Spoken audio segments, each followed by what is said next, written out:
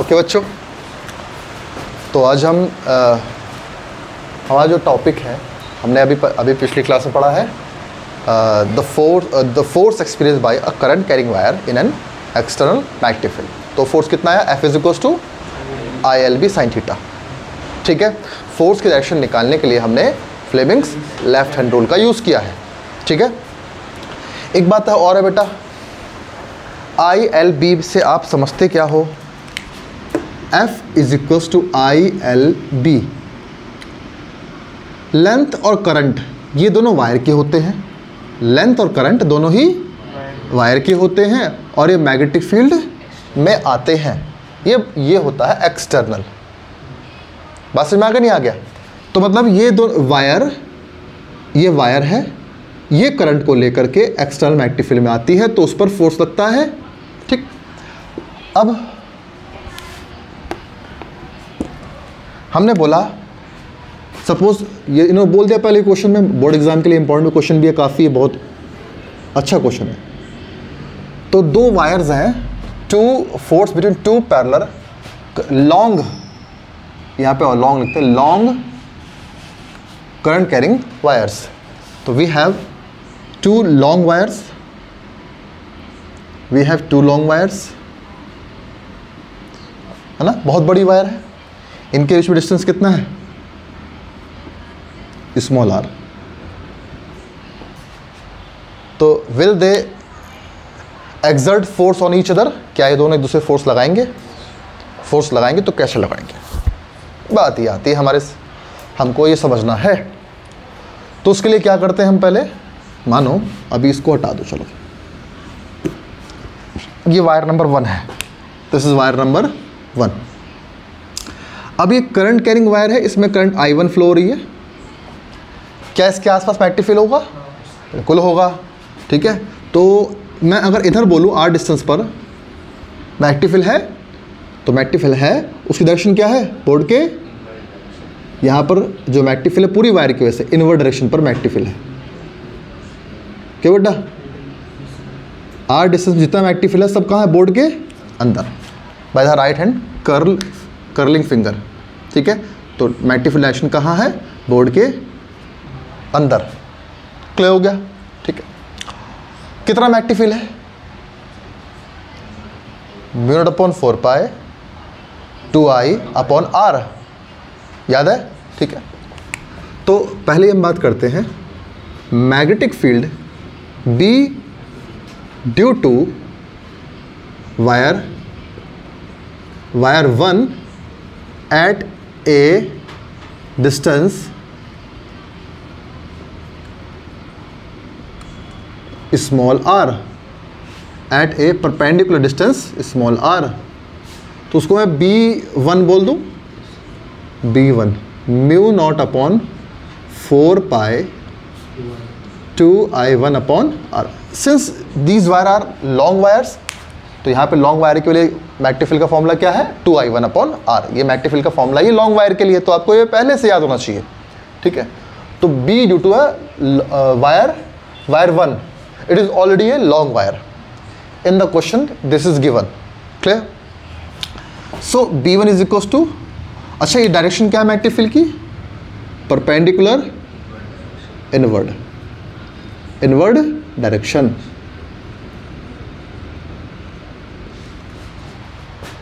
अब आपने अभी पढ़ा था मैग्नेटिक फील्ड में अगर आप करंट कैरिंग वायर को रखते हो तो क्या होता है बेटा, फोर्स एक्सपीरियंस होता है। कितना फोर्स एक्सपीरियंस होता है, ILB। तो यहाँ पे मैग्नेटिक फील्ड है, यहाँ मैग्नेटिक फील्ड है, ये मैग्नेटिक फील्ड किसने बनाया, वायर नंबर 1 ने बनाया मैग्नेटिक फील्ड ये। ठीक है, अब इस मैग्नेटिक फील्ड की डायरेक्शन क्या है, बोर्ड के अंदर। तो this is a magnetic field B1 बोल दूँ। ठीक है, और यहाँ पे इस B1 मैग्नेटिक फील्ड में, चलो मैग्नेटिक फील्ड का कलर चेंज कर देता हूँ थोड़ा, कि दूसरे कलर से करता हूँ, लाइट कलर से। ये मैग्नेटिक फील्ड है, बोर्ड के अंदर है magnetic field.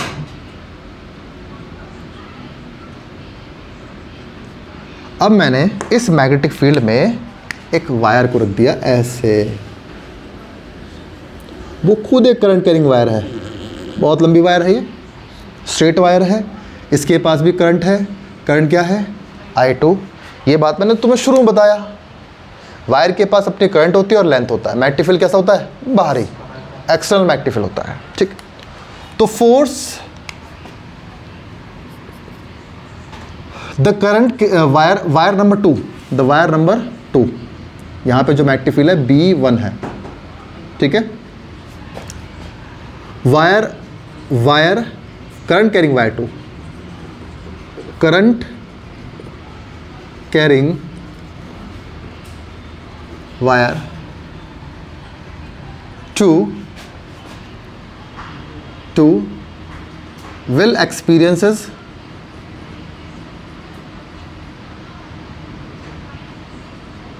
force since it came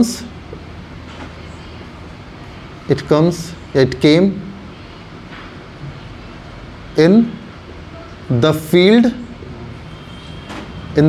of wire 1. So what is the force it will experience? तो मैं बोलूँ force on 2 due to 1, force on 2 due to 1, ILB1। इस करंट का ना क्या नाम दूँ? I2। क्यों बेटा?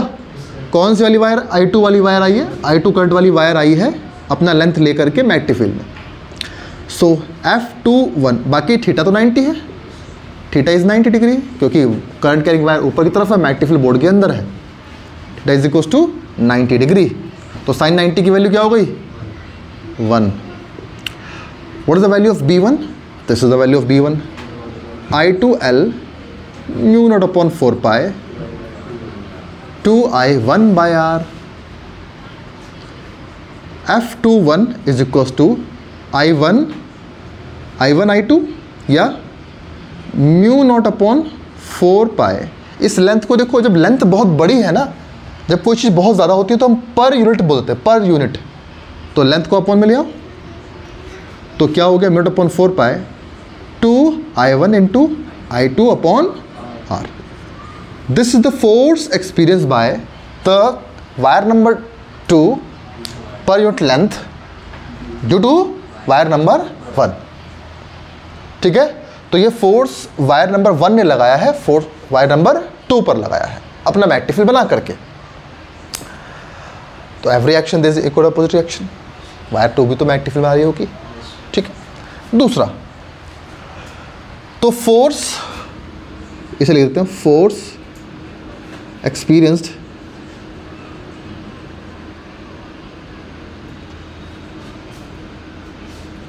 by wire 2 by due to 1, ठीक है। लेकिन फोर्स की डायरेक्शन क्या होगी? Force is a vector quantity, इसकी डायरेक्शन कैसे निकालें हम? फोर्स डायरेक्शन निकालनी है, फ्लेमिंग्स लेफ्ट हैंड रूल का यूज़ कर लो। लेफ्ट हैंड रूल, फ्लेमिंग्स, तो मैग्नेटिक फील्ड की तरह पहला मैग्नेटिक फील्ड बोर्ड के अंदर, मैग्नेटिक फील्ड बोर्ड के अंदर है, करंट ऊपर की तरफ है, फोर्स इस तरफ, ठीक है। नहीं ओए चलता है इसमें, ठीक है बेटा।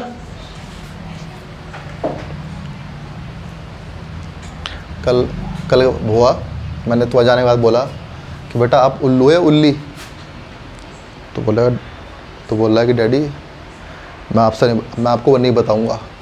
मैं क्यों? आप बच्चों से बोल देते हो, ठीक है। फिर सुन लिया, तो कल आप बच्चों से बोल देते हो, मैं नहीं बोलूँगा सच में, क्या मैं उल्लू हूँ उल्लू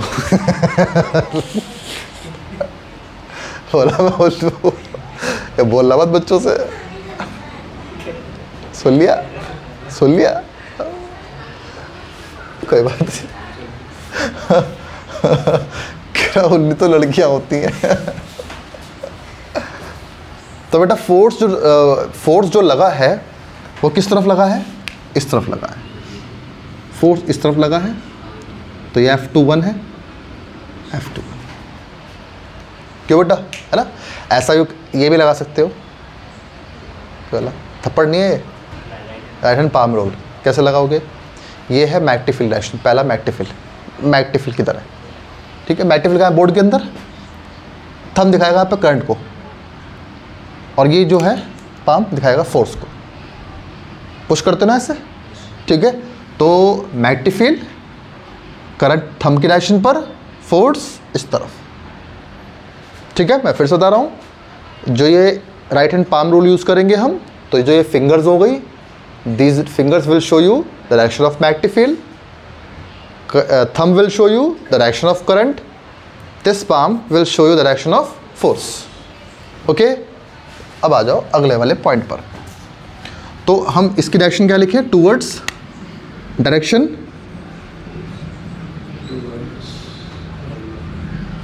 लेफ्ट साइड बोल दो, या direction towards wire 1, direction towards wire 1। बात समझ नहीं आया बेटा? ठीक है, क्यों बेटा? क्लियर हो गया? अब आप नेक्स्ट वाला यही चीज़ फिर से रिपीट करो वायर नंबर 1 के लिए, 2 को रखे रहो वहाँ पे। तो आप ही बताओ, मैक्टिफिल यही सेम कंडीशन लिखो, B due to wire number 2, B due to wire number 2। Similarly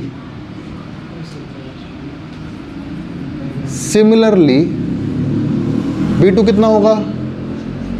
mu nought upon 4 pi 2 I2 upon R। Then आप बताओ F12 कितना आएगा? I1L B2 ना, I1L B2 sin 90। सब चीज़ उल्टा हो गया। अब F12 भाई डायरेक्शन ऑफ फोर्स क्या होगा? हमेशा नॉर्मल, लेंथ और मैक्टिफिल के, ये तो मैं शुरू बता चुका हूँ आपको लास्ट लेक्चर में। I1L mid upon 4 pi 2 I2 by R। तो F12 will be is equals to same force आया, तो न्यूटन्स थर्ड लॉ भी यहाँ पे एप्लीकेबल है, पर unit length. Every action there is equal opposite reaction, ठीक है। तो इसने एक्शन जितना किया उतना रिएक्शन इसने उसको वापस दे दिया है ना। फोर्स की डायरेक्शन देखो, वही राइट हैंड लगा दो या लेफ्ट हैंड लगा दो। पहले लेफ्ट हैंड लगा देते हैं अपनी। यहाँ बताओ इसकी वजह से मैक्टिफिल की डायरेक्शन किस तरफ होगी? बाहर की तरफ, कर्लिंग फिंगर की वजह से बाहर की तरफ मैक्टिफिल कैसा होगा? बाहर की तरफ के बच्चे। तो यहाँ पे जो मैक्टिफिल होंगे, यहाँ तो मैक्टिफिल बोर्ड के अंदर है और यहाँ पे अपोजिट हुआ, मैक्टिफिल है बाहर की तरफ, बी आउटवर्ड, ये है B2, ये है B1, ठीक है। तो अब मैक्टिफिल का बताओ, टुवर्ड्स। तो कैसे करा?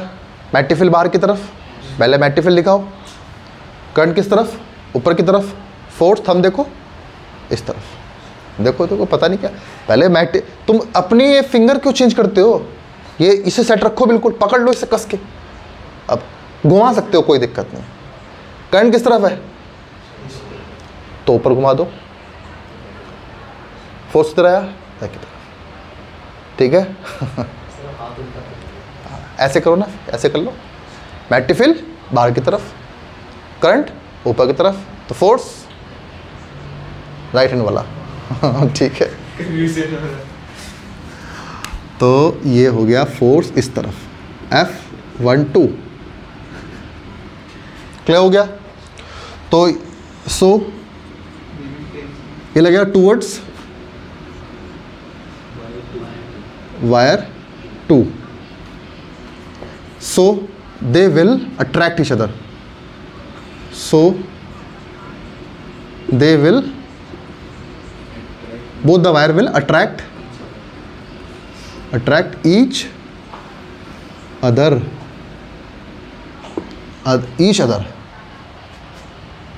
both the wire will attract each other। तो करंट डायरेक्शन सेम होगी तो वायर क्या करेंगे? दूसरे को अट्रैक्ट करेंगे। अब आपका होमवर्क ये है, करंट डायरेक्शन अपोजिट है, definitely they will repel each other, बिल्कुल डेरिवेशन सेम है, बस आपको मैग्नेटिक डायरेक्शन चेंज करनी है। हो जाएगा। कुछ एग्जाम्पल्स सुनो, कुछ एग्जाम्पल्स क्या हैं इसके।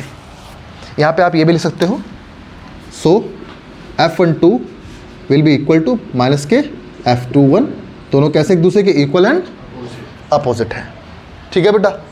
अच्छा, अब दूसरा ये है, एक चीज़ और बतानी है मुझे। इसी फॉर्मूले से आपको एक बात और पता लगने वाली है, बहुत इंपॉर्टेंट है, वो बोर्ड एग्जाम में काफ़ी, अगर ये डेरिवेशन आएगा तो उसके साथ वो क्वेश्चन तो ज़रूर आएगा। वो क्या है, देखो कहाँ तक ये लाइन आ रही है बेटा, इससे ऊपर वाली यहाँ तक आ रही है, चलो ठीक है। Define on this derivation give the definition of 1 ampere. Define 1 ampere current by this formula. इस फॉर्मूले से 1 एम्पियर करंट को डिफाइन करो। तो देखो यहाँ पे 1 एम्पियर कैसे हो सकता है। अच्छा, म्यू नॉट अपॉन 4 पाई की वैल्यू क्या होती है, 10 टू पावर माइनस 7। अच्छा, R को हम कर दें 1 मीटर और I1 बराबर I2 बराबर हम क्या कर दें 1 एम्पियर। तो आप ही बताओ, F21 by L will be is equals to 10 to the power 2 into 10 to power minus 7 newton per metre. क्यों भाई? तो अब आप ये समझ गए कि अगर दो वायर जिनमें करंट है, दोनों में कितनी फ्लो रही है 1 एम्पियर की, और दोनों के बीच में डिस्टेंस कितना है 1 मीटर का, तो दोनों वायर एक दूसरे पर यूनिट लेंथ फोर्स लगाएंगी 2 into 10 power minus 7 newton per metre का फोर्स लगाएंगी अगर एक दूसरे पर।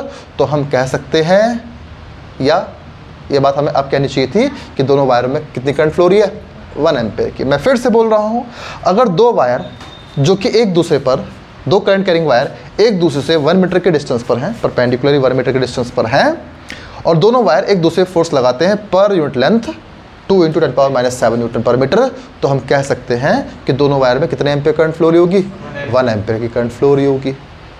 समझ में आ गया? This is the definition of 1 ampere. If two wire separated at a perpendicular distance 1 meter and current carrying wire and they applied force per unit length is equals to 2 × 10⁻⁷ Newton per meter, then the current flowing to the wire is 1 ampere। तो wire में जो current flow रही होगी वो 1 ampere की current flow रही होगी, है ना। तो इसको जल्दी से एक बार नोट करो और फिर मैं डेफिनेशन लिखते हैं हम लोग, ठीक है।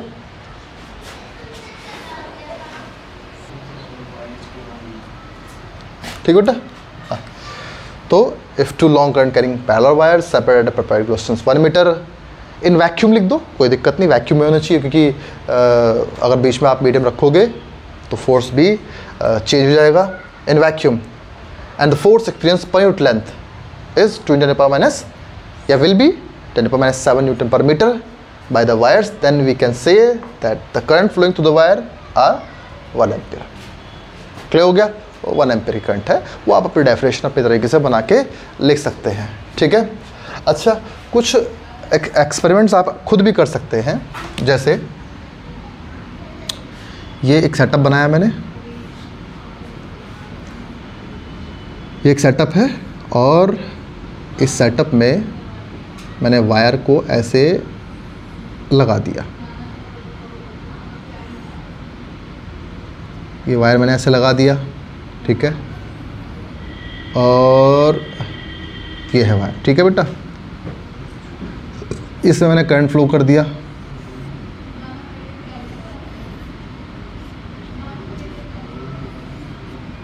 ये करंट फ्लो हो गई इसमें, तो करंट तो आएगी यहाँ पर, आई करंट आएगी, और दो रास्तों में बढ़ जाएगी, पैरेलल वायर्स हो गए I1 एंड I2 हो जाएगा बेटा। क्यों? I2 and I1। करंट कैसी है, करंट डायरेक्शन कैसी है, सेम डायरेक्शन पे करंट क्या करते हैं आपस में, वायर क्या करते हैं एक दूसरे को अट्रैक्ट करते हैं, तो they will attract each other तो अब ये अट्रैक्ट करेंगे और आप देखोगे कुछ देर बाद शेप ऐसा हो जाएगा, वायर्स का शेप ऐसा हो जाएगा। तो they will attract each other. समझ में आ गया नहीं आ गया? मरकरी में रख दोगे दो वायर्स को, ये मरकरी है, ये देखो आप, ये कंटेनर है, इसमें मरकरी भरी पड़ी है। Mercury is a conductor of electricity. तो ये मरकरी फिल किया हुआ मैंने, और ये दो वायर्स हैं और इनमें हमने करंट फ्लो कर दिया। ऐसे मान लो ये करंट आई आ रही है और यहाँ पे करंट, ऐसा नहीं हो सकता, यहाँ बोलूँ ये ऐसे लगा दिया मैंने, तो ये तो करंट डायरेक्शन अपोजिट रहेगी ना, ठीक। यहाँ पे अच्छा चलो मैं ठीक है ऐसा करा मैंने, ये सेल लगा दिया ऐसे, तो करंट जाएगी वायर में ऐसे होकर के मरकरी में सोके जाएगी और यहाँ से उल्टा आएगी, ठीक। ये I1 है, ये I2 है, जो भी है एक ही रास्ते में, मतलब एक ही सर्किट में एक ही करंट होती है। तो ये करंट I है, दोनों ही अपोजिट डायरेक्शन पे है, तो क्या करेंगे दूसरे को रिपेल कर देंगे, तो ये ऐसे हो जाएंगे।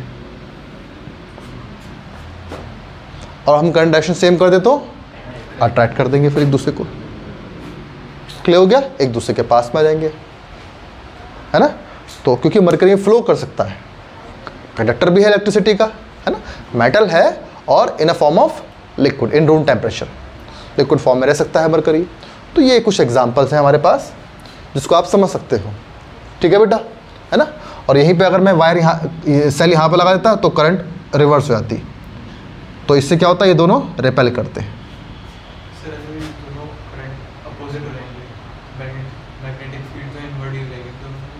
इसमें अगर दोनों में अपोजिट कर दे, हाँ, मैग्नेटिक फील्ड सेम डायरेक्शन पे हो जाएगा।